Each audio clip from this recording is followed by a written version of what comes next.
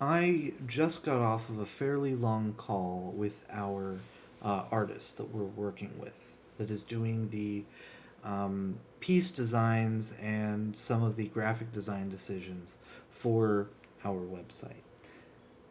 And I want to summarize some of the big notes so you can know where my head's at and where her head's at, um, as somebody who is potentially going to be consuming this game once it is in a form more similar to what you see in front of you. So I have here the Holy Empire or Empire Chess piece set open. And the most important thing to note here is when we compare it to the chess.com set has certain features. A, pieces fill almost the entire square as far as their size can be concerned. They aren't nearly as height separated as their physical piece counterparts. The pawns are only a little bit shorter. There are still height differences, don't get me wrong, like just looking at the rook to the ear of this horse. There are different spots, but the curve of the rook is at basically the same spot as the curve of the knight, right? And it's very minimalistic.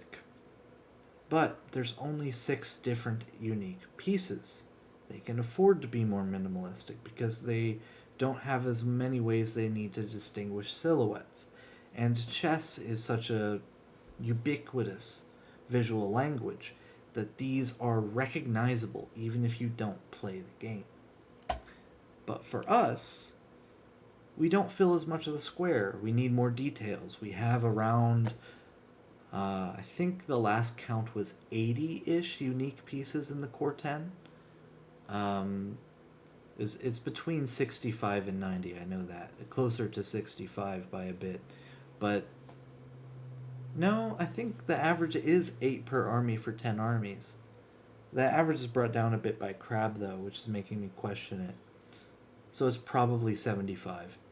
Anyways, even this army, Holy Empire, has 1, 2, 3, 4, 5, 6. That's same as chess. And then we add the soldier and the Mad Duchess, and we're at 8. So we need more ways to distinguish silhouettes, which means we take up less space by a bit. Second thing, we want colorblind players to be able to more easily distinguish if this pawn is on the same board as a chess pawn, or someone picks, let's say we make original Orda chess an army that is legal to pick in party mode and anarchy mode, which we intend to. That army will have slightly different pawns than this, and those pawns will also be on the same board. And we want the base silhouette to be different. Even though they need to look similar, like you need to be able to tell them apart. And I don't know if these small details are necessarily enough for that. We might need to be like even more over the top with the differences. And we will address that when we get there with colorblind mode, but that matters. Because the same things that affect the approachability of colorblindness also affects a new player with the silhouette. So when you feel this base, like before you like look at it and dig into it, you are able to work with things more. Part of the problem that I'm currently running into is when you provide an example art and people start giving immediate feedback, they are far more critical than they would be discovering the game and playing it for the first time and working with it. And I care more about the level of opinion that people would have there than I do when people sit down and really pick the art apart. Because this first one is how most people are going to consume the game. They're just going to pick it up and play it. And it only needs to feel and look great to them, not to somebody who does this and zooms all the way in and starts looking at, hey, wait, on this 128 pixel scale, this circle doesn't look right. Maybe the borders are too thick, and but there's a level of, if I was talking to a graphics artist or a consultant, where that would be really good feedback because they would have the experience to back it up. It's the same with many things where I have to keep in the back of my mind that every opinion is colored by the current experience level of the person giving it. And there are certain people that have, and everyone has a different amount of feedback they give and a different level of experience that they give to it. So, for example, Couch Tomato is both a piece artist, the original designer of these armies, and has a level of background, meaning if I died today, I could hand the game to him in the current form and expect that it wouldn't be destroyed. Sure, it would be tomato flavored instead of whatever flavor I'm giving it right now, but it would be true to the idea, right, of making these armies work in this way.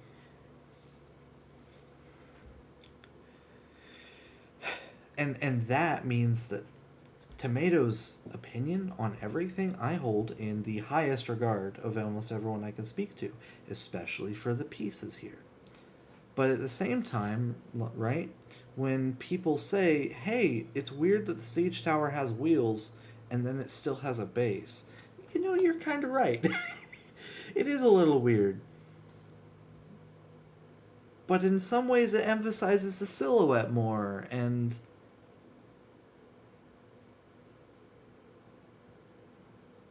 maybe it's better that the player is able to tell it apart before they start staring too long.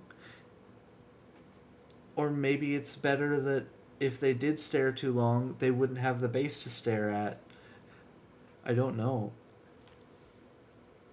And the real solution to that is we finish the art in its current form with those types of pros and cons built in, because we're never going to be able to satisfy everyone. And then later on, we can just like let people submit art assets as long as they put it in SVGs. And if they want us to put it up and they sign a thing saying, hey, you can use this, we just make that asset list available. I already promised like that a good number of the older sets, like the older sets. Let me pull this up.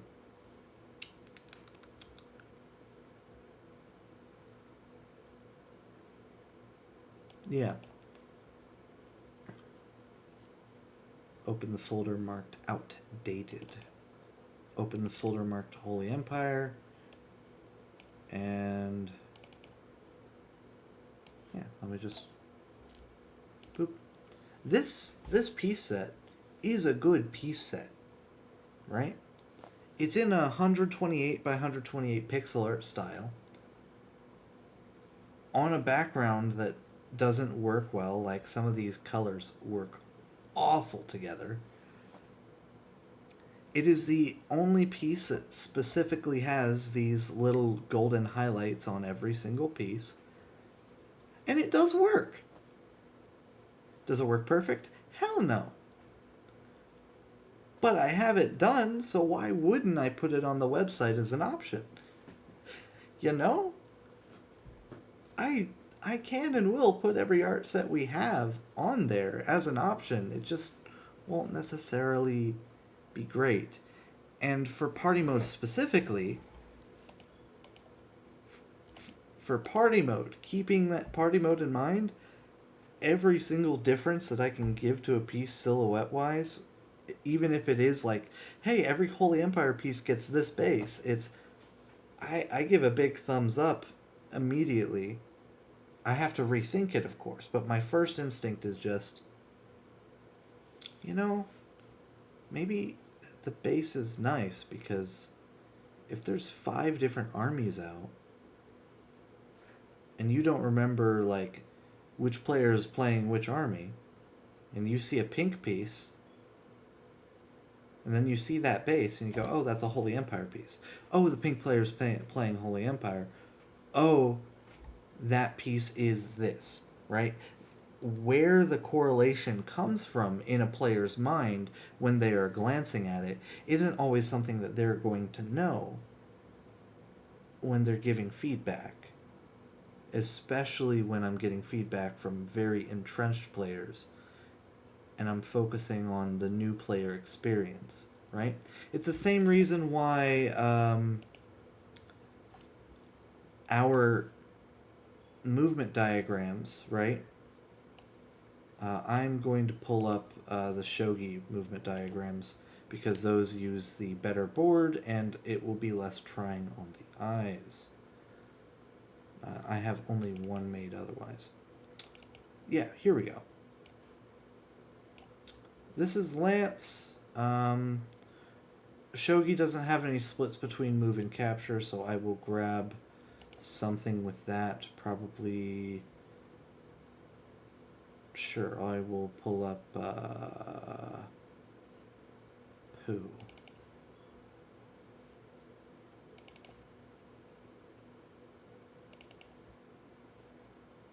Yeah, why not? I'll pull up the pawn. Oh, that's the battlefield. This one.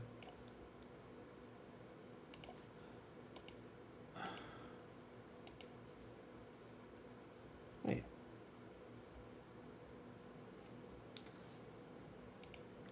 So here, when you click on the pawn in our UI, you're immediately going to see red arrows, blue arrows, and if you know how a pawn moves, and this is one of the first things that you're going to do in the game, you're going to see, oh, blue means move, red means capture, right? You're going to understand that intrinsically without me having to teach you anything if you already know chess. And if you don't know chess, you're going to see this and have a small highlight here saying that you can move there and go, boom. Click on the piece, see the movement, do the movement. You click, done, right?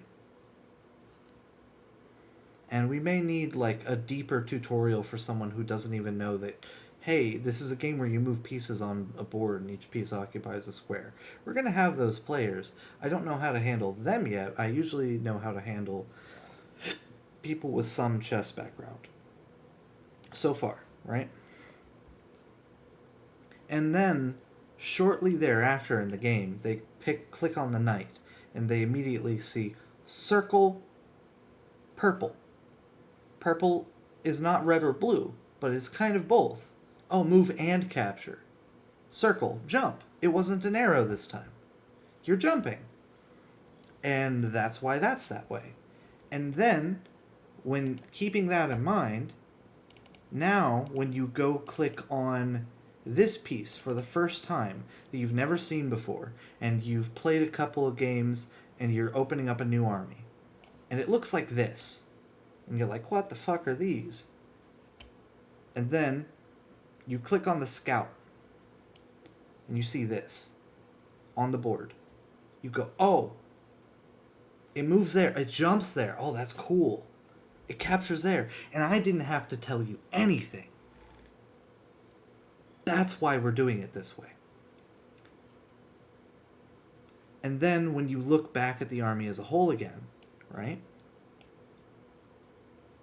When you look back at the army as a whole, you see 8 of those. And you instantly now know how 8 of those pieces move. And now you're curious. So you're going to click around and you're going to go, okay, how's the king move? Oh, it's a normal king. How's the Khatoon move? You click on it. Oh, it's this. How's the Keshig move? How those 2 pieces on the side. Oh, wow. It's a king and a knight, and it moves and captures to all of those squares? That's cool. And then you click on the Khatoon again, because that was like a similar pattern. You go, oh, it only moves as the knight, and it only captures as the king. Got it. And I literally, by having somebody click on the chess army first and walk through the pieces and just click and play the game, and this pops up every time. Even if they are like, I don't need that, I need to turn that off. That's annoying. And then they go click on another army for the first time. If I let them turn it off, they're not going to get the experience where they can learn the entire army by just clicking on it in like 30 seconds. I could teach them all of Golden Horde in 30 seconds without giving them a single line of text if they just don't turn the arrows off.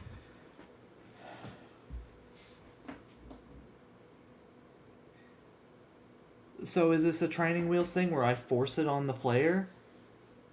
I don't know. Probably not. I probably only need to give them a warning block. Like, hey,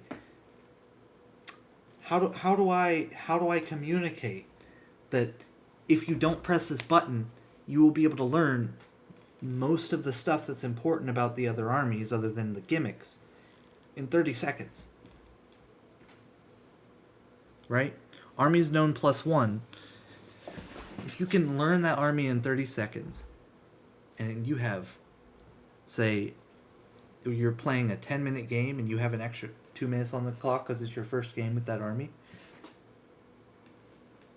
that extra time will be used learning and relearning that army. And by the end of that first game, you won't need to know any more about that army to know how to play it. Now, I'm not saying you don't know how to play it well. I'm not saying you won't be blindsided by, like, odd rules, right? Like, sometimes things pop up.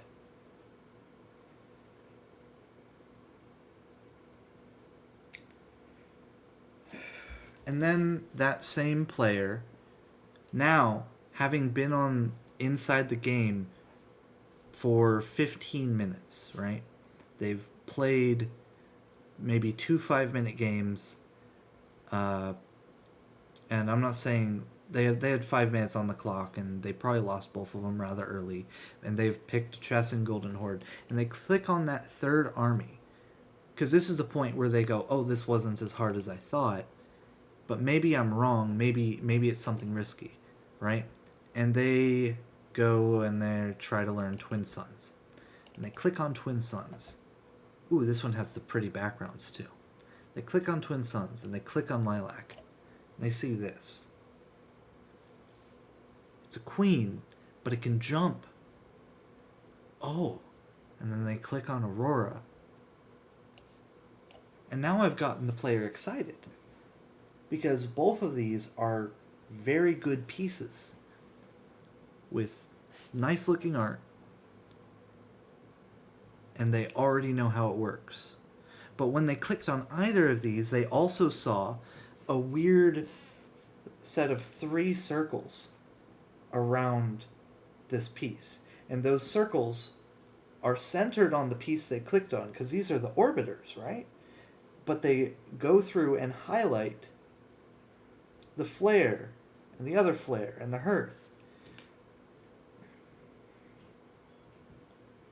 And then they do it for the first time.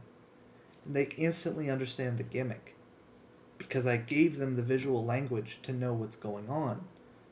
I never had to say the words rotationally symmetric or as if reflected across this and that line. No, they clicked on it and they did it, and they now know how it works. They intuitively understand the piece because I used the UI right. But that's not possible if they can't recognize the pieces instantly. So back to why I was talking about this art in the first place, and why I do support, with finality, the direction of the art as a whole.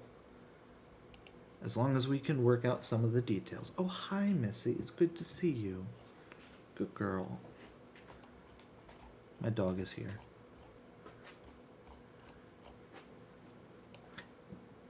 Is when I pull this up, each of those pieces is fully recognizable, even if you don't agree with some of the design choices.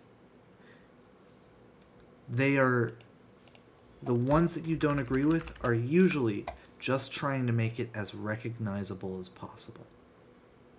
And the brightness has also been turned up a bit compared to this picture, by the way. And we make small edits like that, improvements. Like, for example, we didn't give the eagle its feet. The eagle feet look dumb. It's way better like this. Okay? And I'm not saying we're going to get it completely right the first time we have a full piece set. I'm asking you to be patient. And even if you think some of these look a little weird, they'll grow on you more than likely. And if they don't, if they really don't, I have alternatives waiting in the wings and plans for more.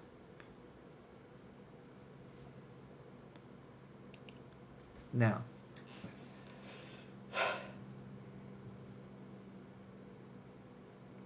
I don't even know if I should fucking upload this video. To be quite frank.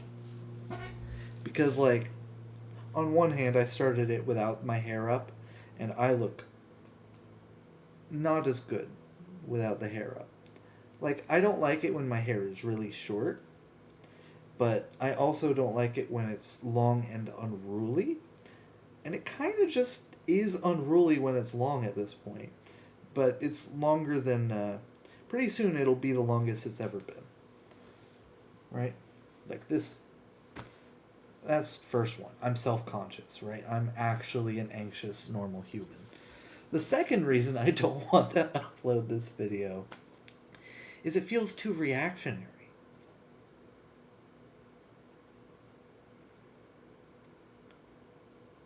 But maybe that's genuine in a way. So I'm just going to upload it and not ping anybody about it.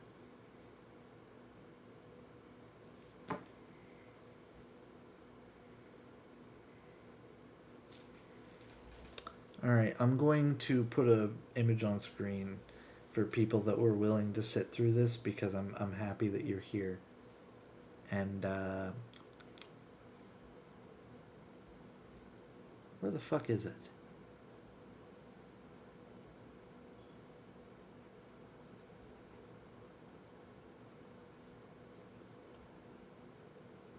Did I accidentally move it to outdated?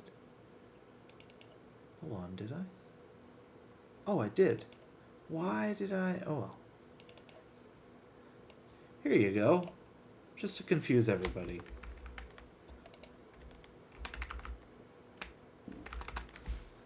Isn't she pretty? I'm giving zero context for this. Alright, peace.